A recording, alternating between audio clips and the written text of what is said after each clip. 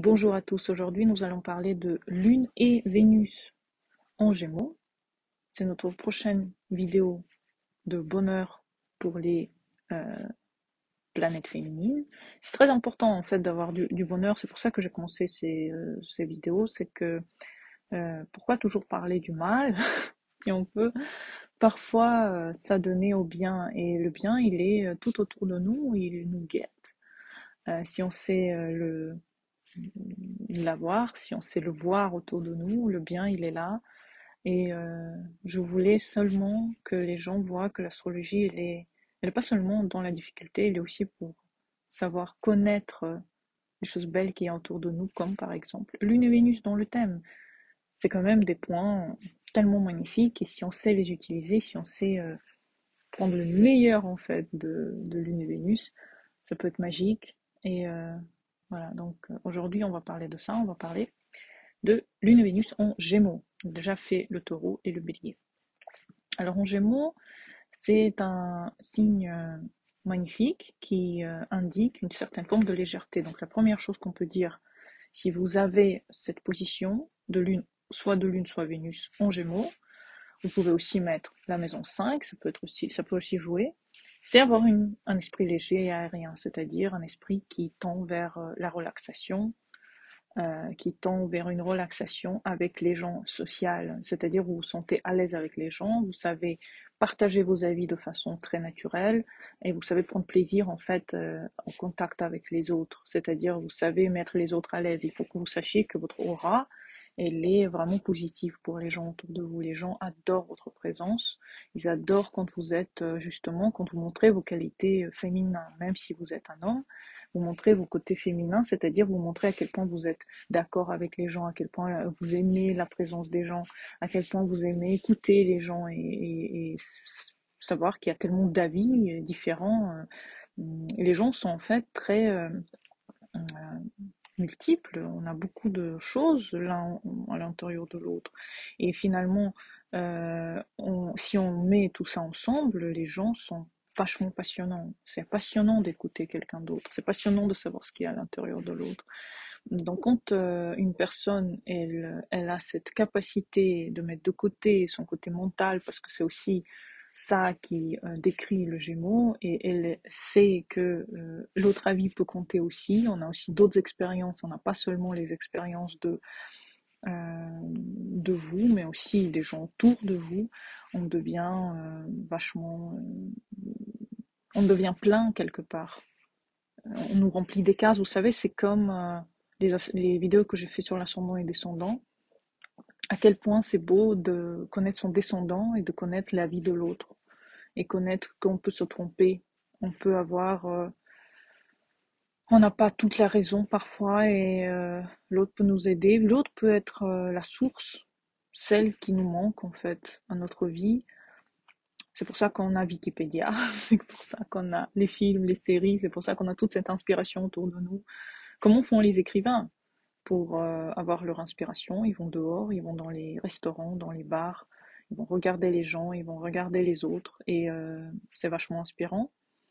Donc la deuxième chose, c'est l'écriture. Pour la Lune et Vénus en Gémeaux, il faut écrire. Vous pouvez écrire, c'est pas qu'il faut, vous pouvez écrire si vous avez toute cette bagage très très fort, et l'opinion que vous avez sur les autres, et toutes ces, plus vous voyez les gens et plus vous êtes en contact avec différentes situations, plus vous êtes capable d'écrire, vous êtes capable de montrer qu'il y a différents points de vue sur la même situation. Et je trouve ça magnifique, je trouve ça vous donne une grande curiosité, ça vous donne une grande amour de l'autre, une certaine générosité de savoir, c'est beau. Et je pense que vous pouvez vachement vous, vous montrer comme une personne riche, riche de l'autre, riche de l'autre. Et je pense que c'est ça qui fait de vous les écrivains parfaits.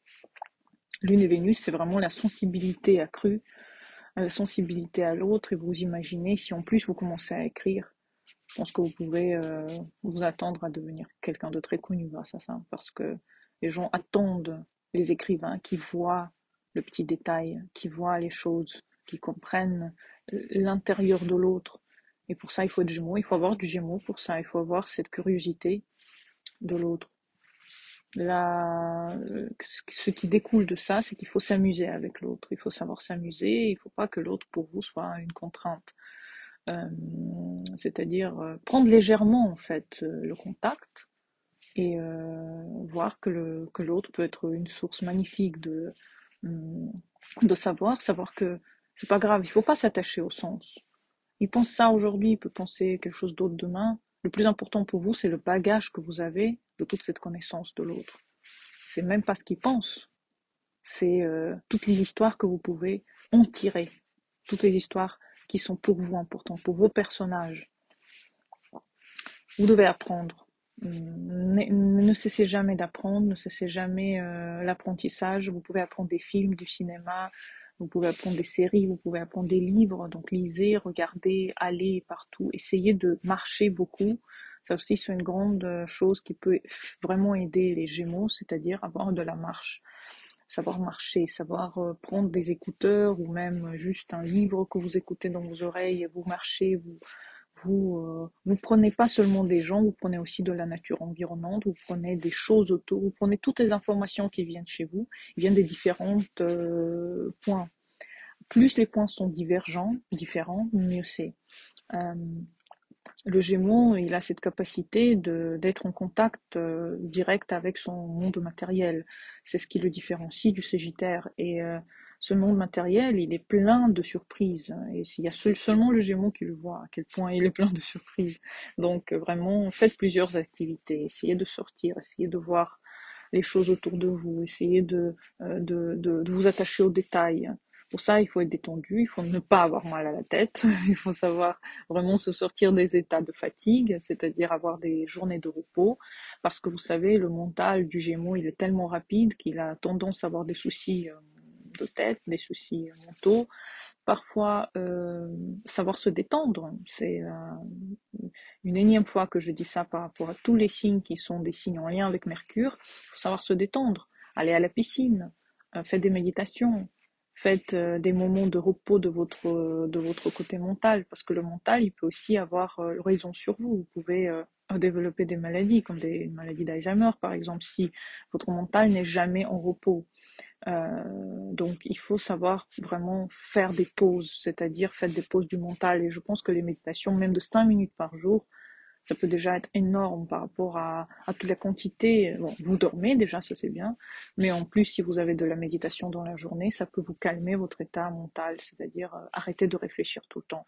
Quand vous marchez, marchez juste, ne réfléchissez pas. Parce que toutes les informations que votre œil reçoit, c'est des informations conscientes qui restent à l'intérieur de vous. Vous n'avez pas besoin tout le temps de réfléchir à ce que vous voyez.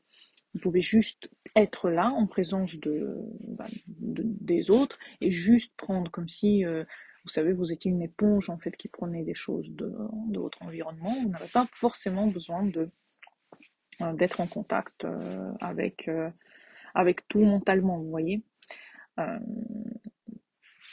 Ayez des amis, partagez les connaissances avec vos amis, partagez les expériences avec les amis ou avec les gens qui ont les mêmes intérêts que vous.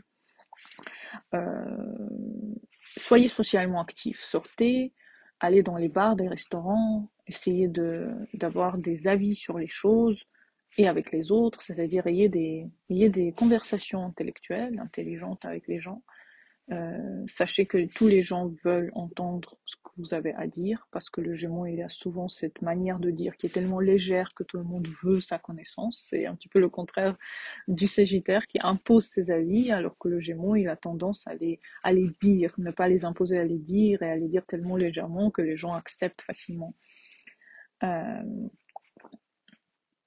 Ouvrez votre esprit, montrez que vous avez un esprit ouvert, c'est-à-dire acceptez tout. Acceptez toutes les situations qui arrivent. Plus vous êtes léger dans l'acceptation, plus les gens vous aiment. Plus vous êtes heureux, plus vous êtes détendu, et plus vous avez le bonheur de votre Vénus et de votre Lune qui est accru. Euh, Voyagez, sortez, allez voir votre environnement, allez voir la forêt d'à côté, allez voir les montagnes, allez voir les choses en fait qui peuvent vous faire oublier votre quotidien. Parce que c'est ça aussi les méditations, c'est pas seulement être assis, c'est parfois aussi voir autre chose. Ça vous fait oublier votre quotidien et c'est ce qu'il faut. Soyez à l'aise avec votre fratrie. Essayez d'avoir des relations dans lesquelles vous ne jugez pas. Parce que quand vous jugez, vos relations avec les autres se dégradent. Donc, par exemple, avec les... ça peut être quelque part un test. Si vous avez des bonnes relations avec votre fratrie, votre Gémeaux va bien. Si vos relations avec votre fratrie a des points pour vous qui sont difficiles, c'est que vous, avec votre fratrie, vous êtes difficile. Et vous savez que quand on est adulte, on est responsable. Il n'y a pas seulement les autres qui sont responsables, c'est aussi nous. Et la majorité du temps, c'est nous. Donc, essayez de revoir vos relations avec votre fratrie. Si vous jugez, si vous êtes dans justement dans la fermeture d'esprit, si vous vous attachez à vos avis de façon trop puissante, si vous essayez de manipuler votre environnement, vous n'êtes pas dans le Gémeaux, donc vous n'êtes pas dans la détente émotionnelle face à l'autre.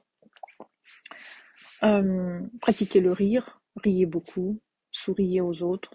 Ça ouvre le Gémeaux tout de suite, vous savez. Même souriez dans votre miroir, votre Gémeaux est le plus ouvert d'esprit, tout de suite. C'est bizarre, hein, mais ça marche comme ça. C'est un truc psychologique qui marche. Passez du temps avec le même sexe que vous, c'est-à-dire si vous êtes un homme, passez du temps avec vos amis hommes. Si vous êtes une femme, passez plus de temps avec des amis femmes. Parce que grâce à ça, vous allez travailler un petit peu votre gémellité, parce que le Gémeaux, il a besoin de l'autre qui lui ressemble. Et grâce à ça, le Gémeaux, il se sent plein.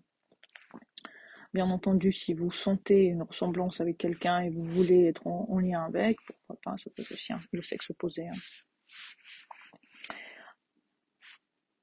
Privilégier les couleurs pastel, c'est-à-dire privilégier les choses qui sont vraiment ouvertes, aériens, légers.